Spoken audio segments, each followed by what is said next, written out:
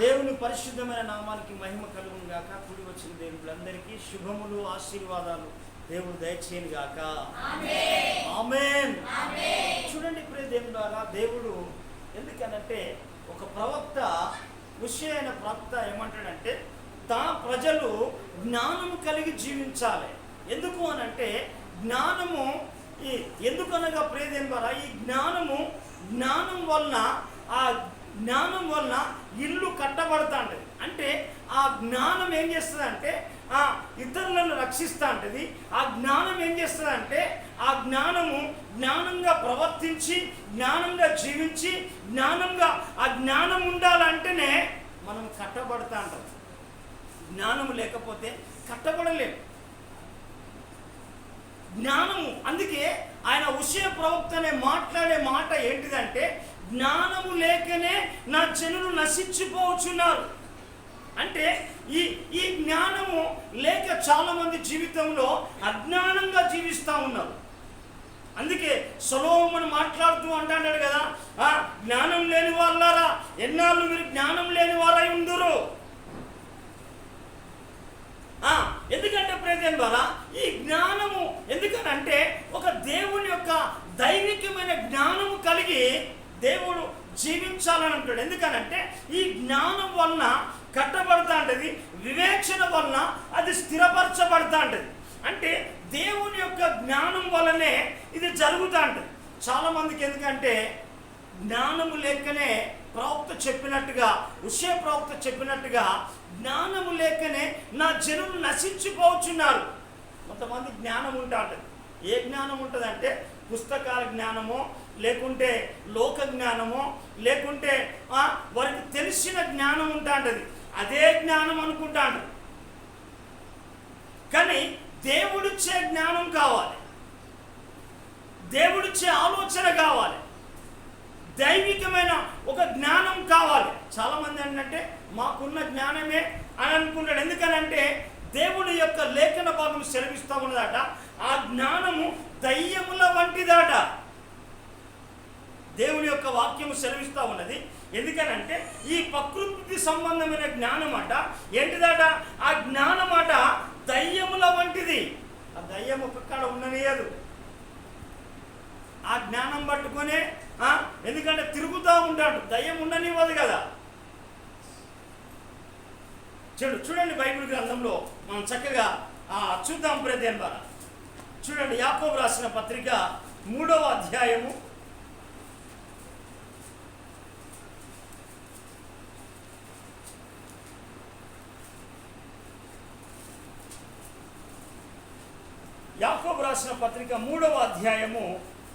15వ వచనం నుంచి మనం చదువుదామా?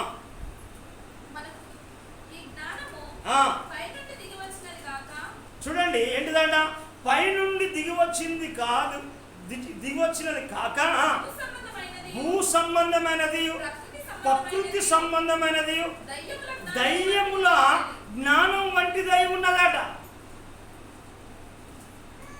చూడండి ఎందుకనంటే ఇలాంటి జ్ఞానం కలిగి కొంతమంది ఏం చేస్తారంటే, నాకు జ్ఞానం ఉన్నది, నాకు తెలివి ఉన్నది, నాకు బలం ఉన్నది, నాకు అది ఉన్నది. ఎందుకనంటే ఈ జ్ఞానాన్ని మాట్లాడుతున్న దేవుడు ఏమంటున్నాడంటే అది మత్సరముతో కూడిందట, అది వివాదముతో కూడిందట, ఎందుకనంటే అది అల్లరితో కూడిందట, అది నీచమైందట.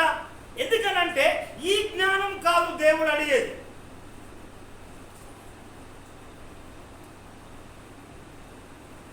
ఎందుకనంటే ఈనాడు ఆ జ్ఞానాన్ని బట్టే, ఎందుకనంటే పుస్తకాల జ్ఞానమో, తిరిగిన జ్ఞానమో, అదే జ్ఞానం ఉన్నదని తనొక రకంగా విర్రవీగుతూ ఉన్నారు. కారణం ఎందుకంటే జ్ఞానం లేకనే. ఎందుకంటే చాలామంది కుటుంబాలు కట్టబడట్లేదు. కానీ దేవుడు చెప్పిన ప్రకారంగా స్త్రీ అట తన జ్ఞానముతోట కట్టుకుంటుందట. ఎందుకనంటే స్త్రీకి అలాంటి శక్తినిచ్చాడు, అలాంటి జ్ఞానమునిచ్చాడు, అలాంటి కృపనిచ్చాడు. ఎందుకనంటే కట్టుకోగలిగిన సామర్థ్యం ఒక స్త్రీకి చాలా ఉన్నది.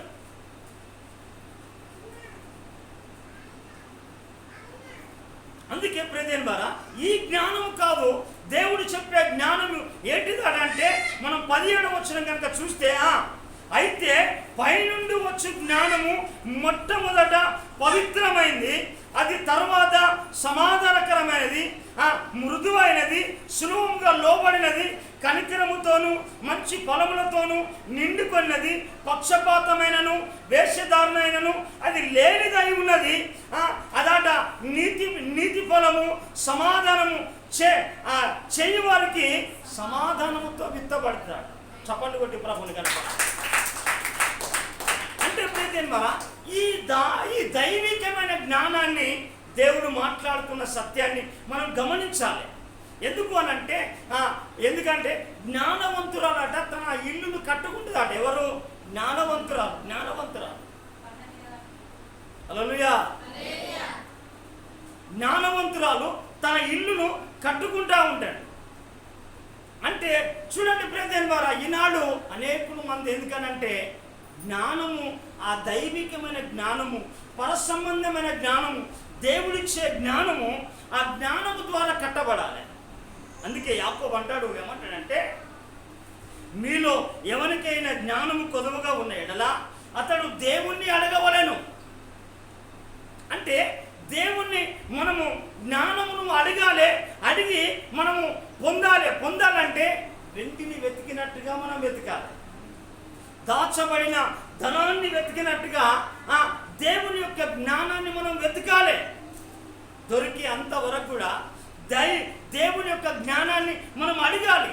ఈనాడు చాలా మందికి ఎందుకంటే ఆయన హోషేయ ప్రవక్త చెప్పినట్టుగా ఆయన అనే మాట అదే. ఎందుకనంటే నా జనులట జ్ఞానము లేకనే నశిస్తూ ఉన్నారట. చూడండి బైబిల్లో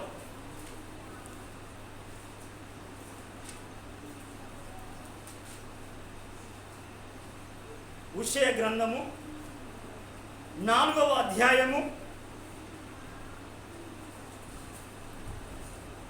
5వ వచనంలో అక్కడ అంటాడు, నా జనులు జ్ఞానము లేని వారై నశించుచున్నారు.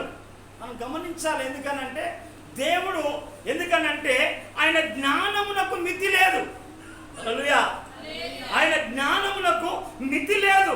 ఎందుకనంటే ఆయన ఆయన ఆయన ఆయన దేవుని దగ్గర ఆయన సర్వ సంపదలు, ఆయన బుద్ధి జ్ఞానంలో సర్వ సంపదలు ఆయనలో గుప్తమై ఉన్నాయి. అందుకే దేవుని జ్ఞానమునకట మితి లేదు. కానీ మనం జ్ఞానం లేని వారమై మనం నశించిపోకూడదు. ఎందుకనంటే దేవుడు నువ్వు అడిగినంత జ్ఞానాన్ని, అడిగినంత తెలివిని, అడిగినంత వివేచాన్ని, అడిగినంత బలాన్ని, అడిగినంత కృపను ఏదైనా దేవుడు ధారాళంగా ఇవ్వగలిగిన సమర్థుడు. బిగ్గరగా చెప్పాలి. దేవుడు ఇస్తాడు. ఎందుకనంటే బుద్ధి జ్ఞానంలో సర్వ సంపదలు ఆయనలో గుప్తమై ఉన్నది. అందుకే కీర్తనకాడు ఆయన జ్ఞానమున కాట మితి లేదట, తక్కువే లేదు. హల్లెలూయా. అందుకే ప్రియమైన ఆ జ్ఞానమును మనం చూస్తే, ఎందుకనంటే దేవుడు మొట్టమొదట ఆ జ్ఞానాన్ని సొలొమోనుకి ఇచ్చాడు. సొలొమోను ఏమనంటే తన తండ్రి తర్వాత, తన తండ్రి చనిపోయిన తర్వాత సొలొమోను అడుగుతాడు, అయ్యా ఈ రాజ్యాన్ని పరిపాలించాలంటే, అయ్యా ఈ జనాన్ని వివేచించాలంటే, మంచి చెడ్డలను వివేచించాలంటే, వీరిని పరిపాలించాలంటే, వీరిని ఏలుబడి చేయాలంటే బుద్ధి వివేకం కలిగిన జ్ఞాన హృదయం నాకు దయచేయను. హల్లెలూయా. సొలొమోను అడిగితే సొలొమోనుకు దేవుడు ఏం చేస్తాడంటే తనకు కావలసిన జ్ఞానాన్ని దేవుడు ఇచ్చాడు. జ్ఞానాన్ని ఇచ్చాడు. ఆ సొలొమోనుకు ఎలాగ ఇచ్చిండు అని అంటే ప్రియమైన వారా, ఆయన జ్ఞానము, ఎందుకనంటే అంతగా దేవుడు అతనికి జ్ఞానాన్ని ఇచ్చాడు. కానీ దేవుడు కూడా ఎవరికైనా ఇవ్వగలిగిన సమర్థుడు. జ్ఞానము కానీ, తెలివి కానీ, వివేచన కానీ నువ్వు దేవుని దగ్గర నువ్వు మనవి చేసుకుంటే దేవుడికి ఇవ్వగలిగిన సమర్థుడు, శక్తిమంతుడే. హల్లెలూయా. అందుకే ప్రియమైన వారా, మనం చూడండి సొలొమోను దగ్గరికి మనం అడుగుదాం ఒక మాట. మొదటి రాజుల గ్రంథం ఒక మాట చూద్దాం. మొదటి రాజుల గ్రంథము 3వ అధ్యాయము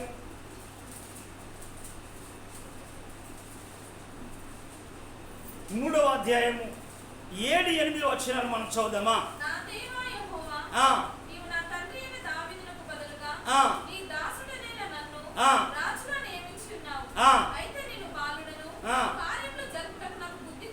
చూడండి అక్కడ అంటే ఎందుకనంటే ఆయన దేవుణ్ణి అడుగుతా ఉన్నాడు, అయ్యా నా దేవా యెహోవా, నా తండ్రి అయిన దావీదునకు బదులుగా నీ దాసుడైన నన్ను రాజుగా నియమించి ఉన్నావు అంటే ప్రియదేవుని ద్వారా మనం కూడా మన జీవితాన్ని కట్టుకోవడానికి, మన కుటుంబాన్ని కట్టుకోవడానికి, తర్వాత మనం చక్కగా పనులు చేయడానికి, ఉద్యోగం చేయడానికి, వ్యాపారం చేయడానికి దైవికమైన జ్ఞానం కావాలి.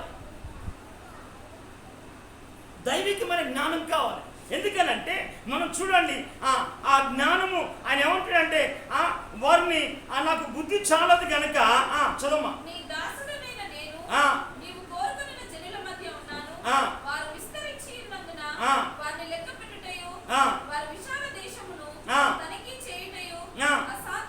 ఎందుకంటే ప్రియదేవుని ద్వారా అలాంటి పరిస్థితుల్లో సొలొమోను ఉన్నాడు ప్రియదేవుని ద్వారా. అందుకే మనం కూడా ఎందుకు అంటే మన కుటుంబాలు కట్టుకోవాలన్నా, భర్తను కట్టుకోవాలన్నా, పిల్లలను కట్టాలన్నా, కుటుంబాన్ని చక్కపరచాలన్నా, తర్వాత సేవ చేయాలన్నా మనకు దైవికమైన జ్ఞానం కావాలి. అందుకే ఈ సొలొమోను దేవుడు అడిగితే, ఎందుకనంటే ఆ సొలొమోను దేవుడు ఏమంటాడంటే మనం చూడవచ్చు ప్రియదేవుని ద్వారా 10వ వచనం, మనం 11వ వచనం చదువుదామా?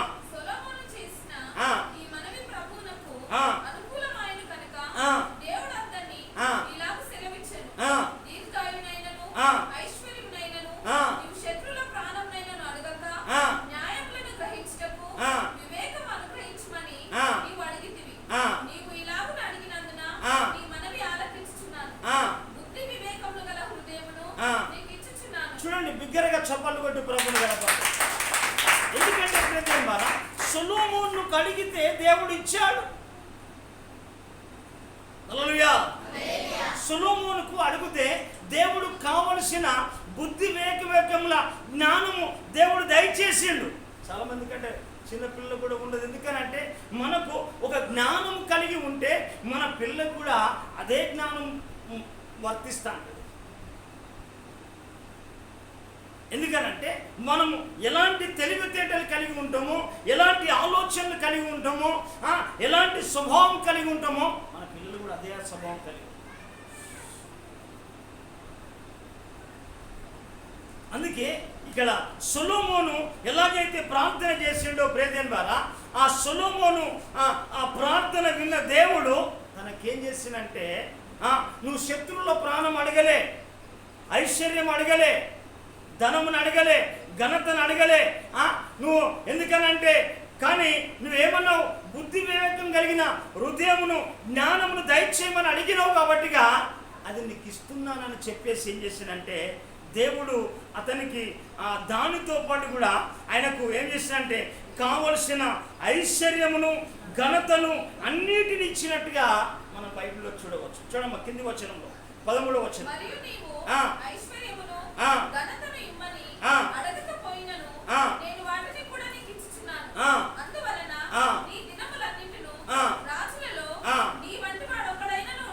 చూడండి ప్రియదేవుని ద్వారా మనం బిగ్గరగా చప్పలు కొట్టి ప్రభువుని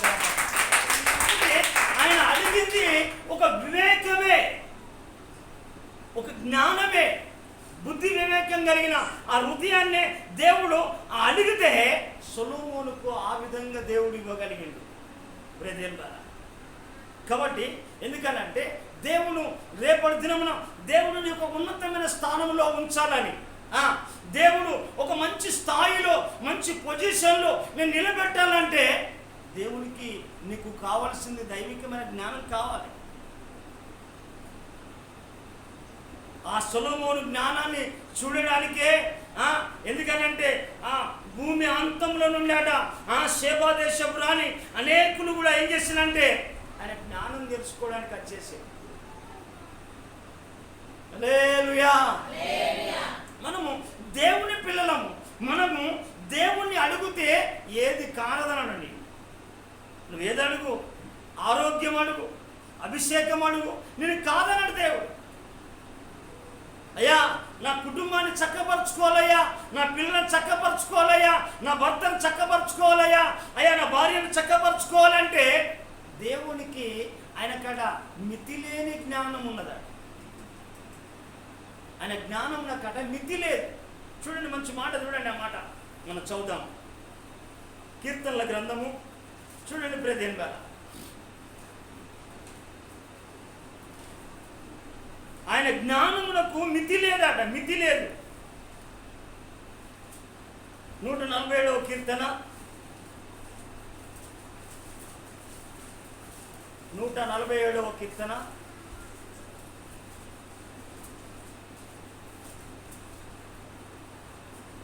5వ వచనం.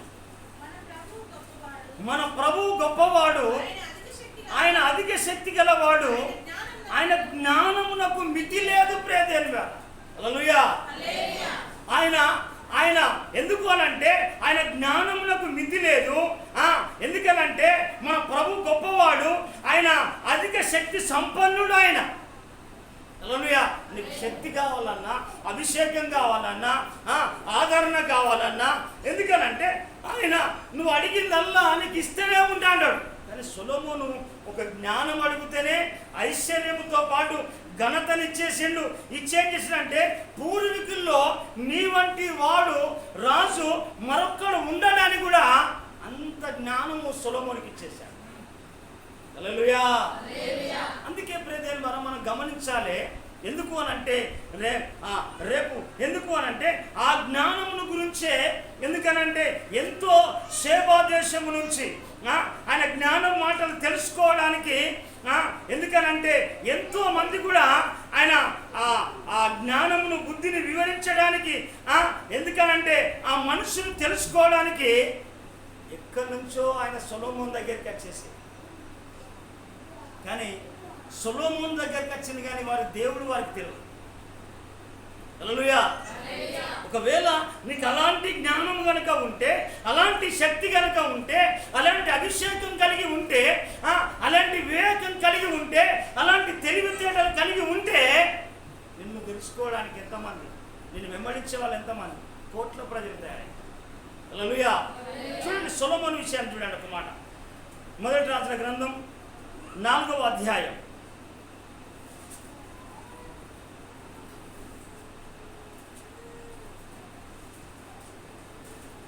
29-30 వచనమా. దేవుడు జ్ఞానమును బుద్ధిని చూడండి చూడండి ఏంటిదట. దేవుడు జ్ఞానమును బుద్ధిని వర్ణింప సత్యము కానీ వివేకం కలిగిన మనసును సొలొమోనుకు దయచేసి. హల్లెలూయా. ఎందుకనంటే ప్రియదేవుని వారా సేవకులకు కానీ ఎవరికి కానీ ఇస్తూనే ఉంటాను. యేసన్న గారికి చూడండి, పెద్ద మందిరం కట్టిండు, 6వ తరగతి 6 సార్లు ఫెయిల్ అయ్యాడు. ఆయన జపాన్ దేశానికి వెళ్ళి వాక్యం చెప్పాడు. ఇప్పుడు ప్రపంచం మొత్తం టాప్లో వాడేది ఓసన మినిస్ట్రీ సాంగ్సే. ఏం జ్ఞానం అది? దైవికమైన జ్ఞానం. అందుకే మొదట ఏం కావాలంటే ఆశీర్వాదం కావాలి, దీవెన కావాలి, ఇల్లు కావాలి, కుండ కావాలి, ఇది కావాలి, అది కావాలని అడుగుతా అంటారు. కానీ ఆ దైవికమైన జ్ఞానాన్ని అడగరు దేవుడు. దైవికమైన దేవా, నీ జ్ఞానం నాకు కావాలి, నీ తెలివి నాకు కావాలి, నీ ఆలోచన నాకు కావాలి, నీ కృప నాకు కావాలి, నీ శక్తి నాకు కావాలి, నీ అభిషేకం నాకు కావాలి, నువ్వు నాకు కావాలయ్యా, నువ్వు నాతో ఉండాలయ్యా అని అడిగాను. హల్లెలూయా. ఎందుకంటే ప్రియదేవుని వారా ఆయన ఎందుకు సొలొమోనుకి ఇస్తే చదవనా 30వ వచనమా.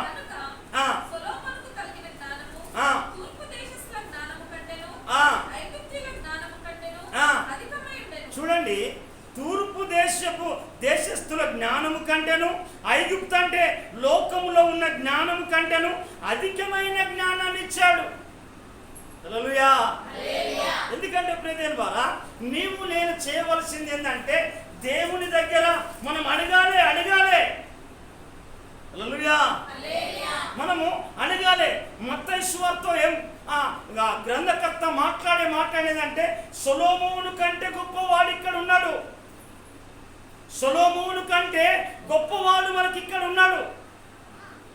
ఎందుకనంటే ఇతరుల జ్ఞానం పైన నువ్వు ఆధారపడడం కాదు, ఇతరుల తెలివితేటల పైన ఆధారపడడం కాదు. నీకు కావాల జ్ఞానం, నీకు కావాల తెలివి, నీకు కావాల బలం. ఉద్యోగం చేయాలన్నా, వ్యాపారం చేయాలన్నా, సేవ చేయాలన్నా, కుటుంబాన్ని కట్టుకోవాలన్నా, కుటుంబాన్ని చక్కపరచాలన్నా, భర్తను చక్కపరచుకోవాలన్నా దైవికమైన జ్ఞానం కావాలి. నీకు కావాల జ్ఞానం, దేవుని అది అడుగు. ఎందుకనంటే ఆ జ్ఞానమును, ఎందుకనంటే తూర్పు దేశస్థుల జ్ఞానం కంటే లోకంలో ఉన్న జ్ఞానుల కంటే అంత జ్ఞానం ఇచ్చేది. 34వ వచనం.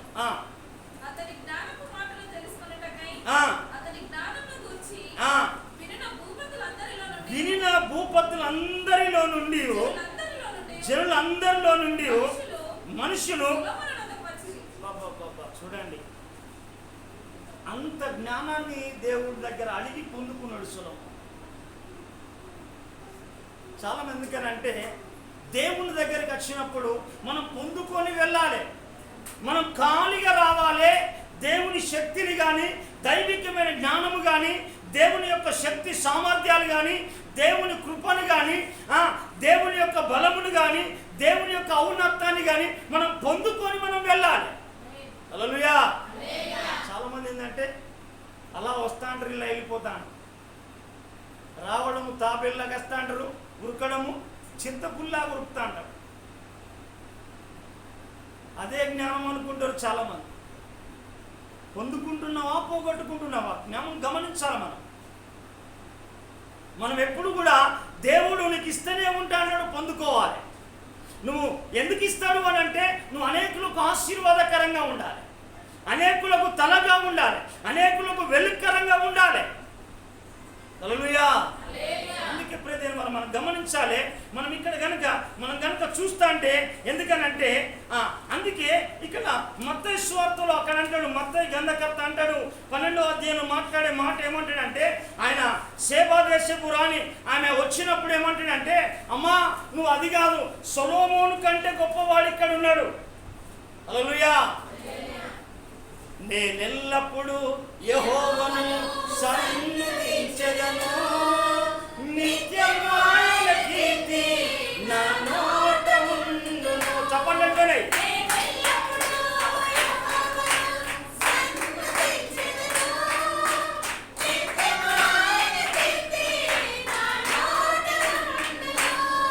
నేనెల్లప్పుడు యెహోవాను కొడు చెప్పండి.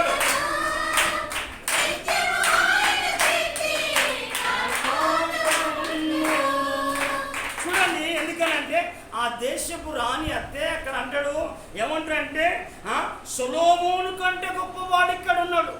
హల్లెలూయా. చూడండి మత్తయి సువార్త 12వ అధ్యాయం 42వ వచనంలోనే మాట, ఇదిగో సొలొమోను కంటే గొప్పవాడు ఇక్కడ ఉన్నాడు. హల్లెలూయా. ఎందుకనంటే ఎక్కడ నామములో 2-3 ఎక్కడ కూడి ఉంటారో ఆయన అక్కడ ఉంటాడు, ఎక్కడ ఆరాధించే ప్రజలు ఉంటారో ఆయన అక్కడ ఉంటాడు. ఎందుకనంటే ఎక్కడ ప్రార్థించేవారు ఉంటారో, ఎక్కడ ఆరాధించే వాళ్ళు ఉంటారో, ఎక్కడ విజ్ఞాపన చేసేవారు ఉంటారో అక్కడ మన ప్రభువైన యేసుక్రీస్తుల వారు ఉంటారు. ఎందుకనంటే పర సంబంధమైన జ్ఞానం. ఎందుకనంటే తూర్పు దేశస్థుల జ్ఞానం కంటే, ఐగుప్తుల జ్ఞానం కంటే, చదువుకున్న విద్యావేత్తల జ్ఞానం కంటే అధికమైన జ్ఞానం ఇవ్వగలిగిన దేవుడు నీ దగ్గరనే ఉంటాడు. హల్లెలూయా. చెప్పుకట్టుగా హల్లెలూయా. అందుకే ప్రియదేవులారా ఆ జ్ఞానమే పైనుండి వచ్చే జ్ఞానం. అందుకనంటే అది మృదువైనది, కనికరముతో చూపేది, సమాధానముతో కూడినది, పక్షపాతమైనది లేనిది, లోపము లేని జ్ఞానం అది. ఎందుకనంటే ఆ జ్ఞానమును దేవుణ్ణి అడగాలి. ఎందుకనంటే ఆ జ్ఞానం దేవుడు చెప్పాడు కదా, ఎవరికైనా జ్ఞానము కొద్దుగా ఉంటే వాడు దేవుణ్ణి అడగాలి. అజ్ఞానంగా బ్రతకకూడదు, జ్ఞానం లేని వారిగా ఉండకూడదు. అందుకే ప్రియదేవులారా, అందుకే జ్ఞానవంతురాలు తన ఇల్లును కట్టుకుంటుందంటే ప్రభు అయిన యేసుక్రీస్తుతోటి నువ్వు కట్టుకుంటావు, నీ కుటుంబం కట్టబడతా. నువ్వు ప్రభువును కలిగి ఉండు, ప్రభువును వెతుకో.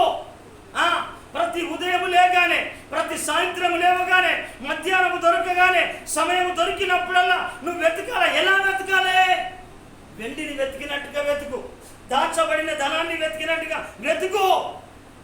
ఎందుకనంటే నువ్వు వెతికిన కొద్ది ఏం చేస్తానంటే ఆయన నీకు దొరుకుతా అంటే.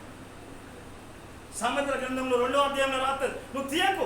ఎందుకనంటే అది నువ్వు ఇంటికి వెళ్ళినాక చదువు. ఎందుకనంటే అలాగున ఆ జ్ఞానము దేవుడికి ఇస్తా అంటాడు. అందుకనంటే ఆ జ్ఞానము అనేది చాలా ప్రాముఖ్యమైనది. అందుకే జ్ఞానవంతురాలు తన ఇల్లును కట్టుకుంటా అంటది, తన కుటుంబాన్ని కట్టుకుంటా అంటది, తన భవిష్యత్తును కట్టుకుంటా అంటది. అదే 3 రాలైతే, హల్లెలూయా, 3 రాలైతే చూడండి. సామెతల గ్రంథం 14వ అధ్యాయం 1వ వచనం.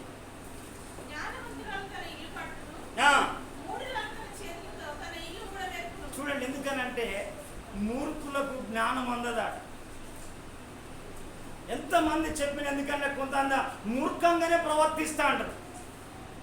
దేవుడు చెప్పేది ఒకటి, వాళ్ళు చేసేది ఒకటి. ఎందుకనంటే మూర్ఖునికి అట జ్ఞానం అందదాట. మూర్ఖునికి ఏందట, ఏమైనా గొడవలు కావాలి, జవడాలు కావాలి, సమస్యలు కావాలి, అల్లరి కావాలి. బైబిల్లో రాసిన మాట ఇది, నేను చెప్పే మాట కాదు. అందుకే ఇక్కడ జ్ఞానవంతురాలు తన ఇల్లును కట్టుకుంటా అంటది, మూఢురాలు తన చేతులతో తన ఇల్లును ఊడబెరుకుతా అంటది. మనం ఎందుకనంటే దైవికమైన జ్ఞానం కలిగి మనం జీవించాలి. ఎందుకనంటే ఈ జ్ఞానము, ఎందుకనంటే చూడండి, జ్ఞానుల ఐశ్వర్యం మాట వారికి భూషణంగా ఉంటుందట. బైబిల్లో మాట చూడండి, 14వ అధ్యాయం 24వ వచనం అక్కడ చూడండి, భూషణముగా ఉంటాడు. ఎందుకనంటే వారికే దేవుడు జ్ఞానవంతులకే ఇస్తాడు. ఎందుకనంటే మూర్ఖునికి ఇస్తే, బుద్ధిహీనునికి ఇస్తే అది ఏం చేస్తాడు అని తెలియదు. అందుకే ఇక్కడ బైబిల్లో రాయబడిన మాటను కనుక మనం చూస్తాంటే ప్రజెంబాల, ఎందుకనంటే చాలా మంది జీవితంలో ఎందుకనంటే దైవికమైన జ్ఞానం కలిగి జీవించదు. ఆ జ్ఞానాన్ని ఎందుకంటే ఉదయం లేగానే ప్రభా నీ జ్ఞానం కావాలి, నీ తెలివి కావాలి, నీ ఆలోచన కావాలి, నీ కృపణ కావాలి అని మనం ప్రతిరోజు అడిగే పదం అది. అందుకే ఇక్కడ చూడండి, బైబిల్లో మాట కనుక మనం చూస్తే ఇక్కడ ఈ సామెతల గ్రంథంలో చక్కగా అనేకమైన విషయాలు మనకి ఇక్కడ రాసినట్టుగా మనం చూడవచ్చు. సామెతల గ్రంథం 24వ అధ్యాయము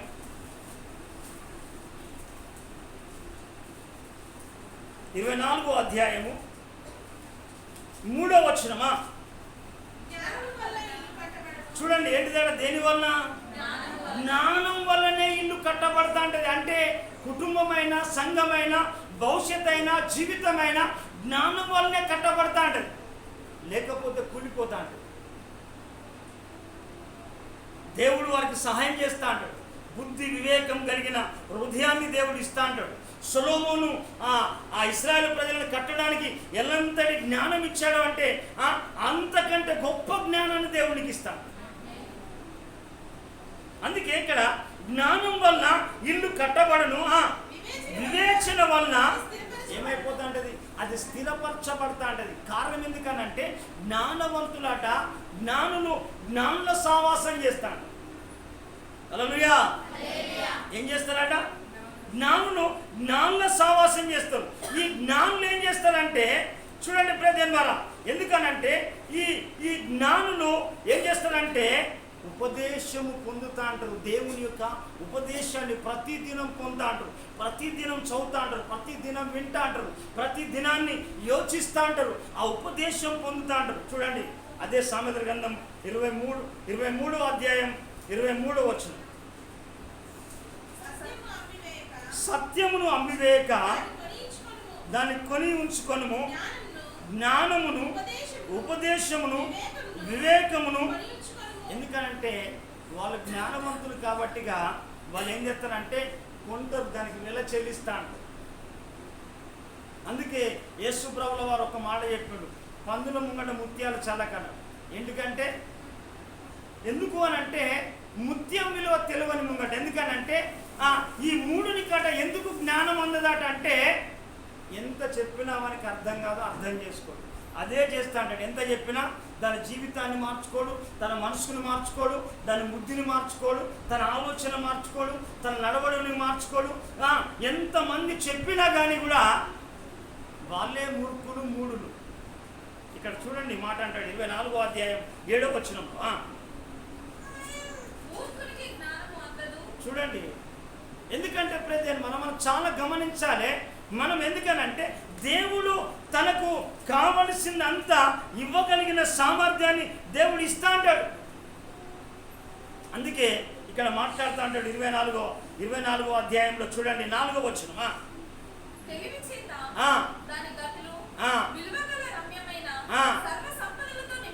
ఎవరి ఇంట్లో?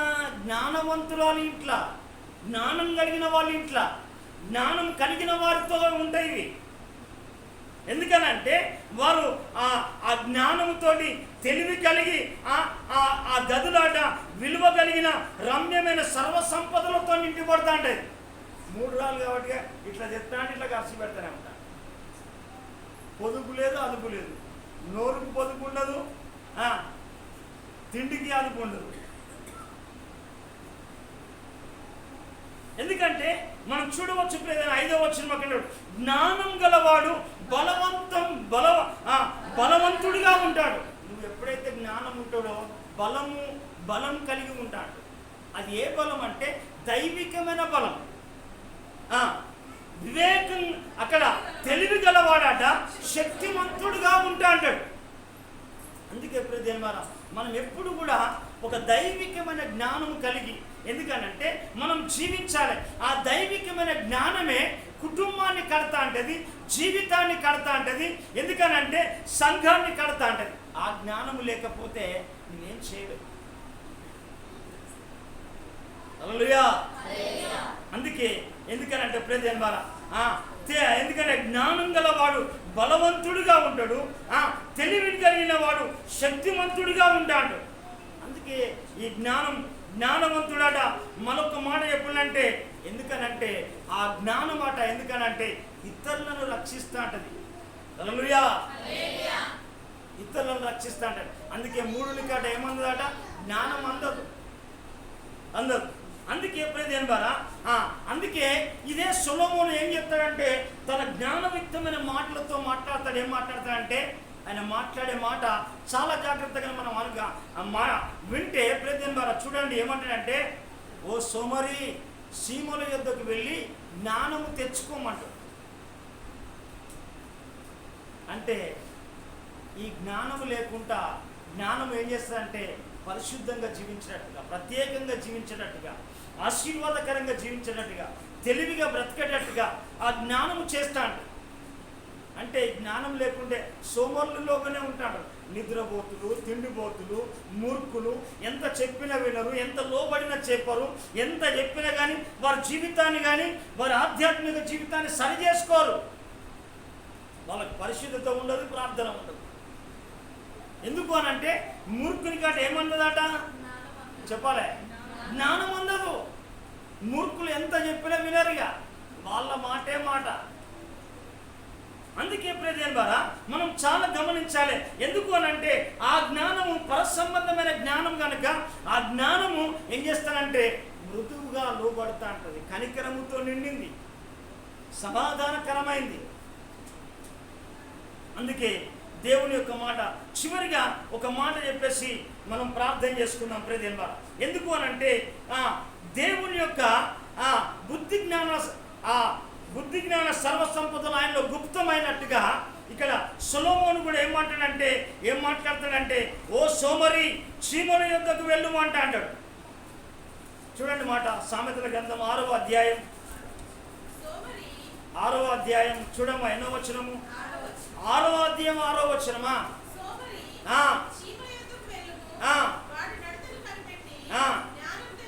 చూడండి. అందుకే దేవుడు నిన్ను జ్ఞానం గురించి మాట్లాడతావు. ఎందుకనంటే నువ్వు సోమరితనంగా ఉండకూడదు, మూర్ఖంగా ఉండకూడదు, ఏమి తెలియని అజ్ఞానిగా ఉండకూడదు, ఏమి తెలియని బుద్ధిహీనుడిగా ఉండకూడదు. అందుకే ఎందుకనంటే సోమరే, నువ్వు ఒకవేళ సోమరి అయితే నువ్వు చీమల యొద్దకు వెళ్ళు, అక్కడికి వెళ్ళి జ్ఞానం తెచ్చుకో, వారి నడతలను చూడు. ఎందుకనంటే వేసవి కాలంలో వాటికి కావాల్సిందంతా సమకూర్చుకుంటా అంటే, అన్ని సమకూర్చుకుంటా అంటే చీమలు. అక్కడ మిడతల గురించి కూడా మాట్లాడాడు. వాటికి న్యాయాధిపతి లేకున్నా, పై విచారణకర్త లేకున్నా, అధిపతి లేకున్నా కానీ అట ఏం చేస్తాట, క్రమంతో నడుస్తా ఉంటాయి. అవి ఏ కాలానికి వాటికి కావాలో సంపాదించుకుంటా. ప్రెజెంట్ వల్ల మనం గమనించాలి. మనం చివరికి ఒక మాట ప్రార్థన చేసుకున్నాం. ఇదే చూడండి, సామెతల గ్రంథం 2వ అధ్యాయం 2వ వచనం నుండి మనము 5వ వచనం వరకు చదువుదాం.